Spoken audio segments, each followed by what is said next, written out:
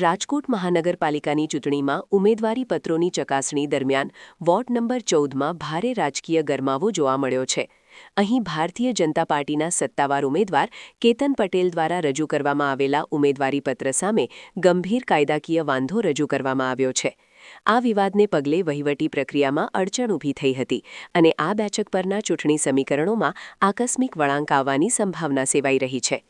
પ્રાપ્ત વિગતો અનુસાર કેતન પટેલ પર એવો આક્ષેપ કરવામાં આવ્યો છે કે તેમણે રજૂ કરેલું સોગંદનામું અધૂરું છે અને તેમાં વાસ્તવિક વિગતો છુપાવવામાં આવી છે। ખાસ કરીને શૈક્ષણિક લાયકાત અને મિલકત વેરાના દસ્તાવેજો સહિતના મુદ્દે ગંભીર ક્ષતિઓ હોવાનું દર્શાવી તેમનું ઉમેદવારીપત્ર તુરંત અસરથી રદ કરવાની માંગ કરવામાં આવી હતી। આ મામલે કલાકો સુધી ચાલેલી દલીલો બાદ ચૂંટણી અધિકારીએ કેતન પટેલને સંબંધિત પુરાવાઓ અને સ્પષ્ટતા રજૂ કરવા માટે વધારાનો સમય ફાળવ્યો છે।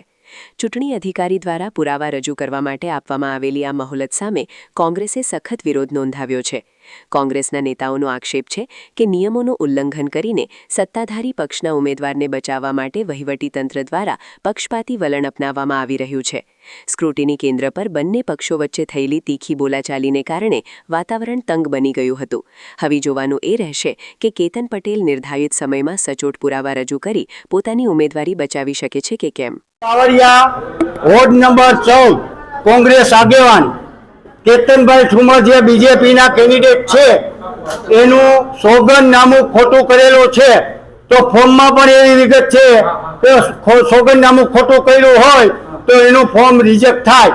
અત્યારે એ રિજેક્ટ કરતા નથી અને ઉપરથી ભૂલ એવી છે એને કોઈ પણ મેન્ટેન નથી કર્યું, એની મિલકત છે તો મિલકતનો ટેક્સ નથી ભરેલો।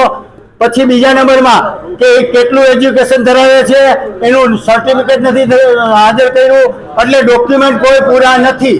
ડોક્યુમેન્ટ પૂરા ન હોય તો ફોર્મમાં એવો ઇલેક્શન કમિશનરનો આદેશ છે તો એનું ફોર્મ રદ કરવામાં આવે। અધિકારીનું કેવું એ છે અત્યારે અમે પેન્ડિંગ રાખી છે એટલે ઉપરથી એના આપાના ફોન આવે એટલે આ લોકો જબરજસ્તીથી સરકાર ઉપર દબાણ લઈ આવી અને ફોર્મ માન્ય કરવા નીકળ્યા છે। અમે એની સામે લડાઈ આપશું। જય હિન્દ, જય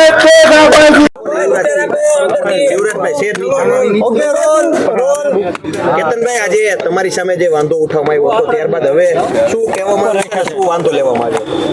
રાજકોટ મહાનગરપાલિકાની ઇલેક્શનમાં આજે ફોર્મ ચકાસણીનો દિવસ હોય ત્યારે સ્વાભાવિક વાત છે કે આ કોંગ્રેસ એની હાર ભારેલી છે। કોંગ્રેસ બે બકોડી થઈ ગઈ છે અને કોઈ પણ જાતના મુદ્દા વિના આ વાંધા ઉઠાવી રહી છે। કોંગ્રેસને મોટામાં મોટો ભય છે કે વોર્ડ નંબર 14 જીતે છે, એક પણ જાતની ભૂલ નથી અને જે આ કોંગ્રેસનો વાંધો છે એ ખોટો છે અને આક્ષેપવાળો છે।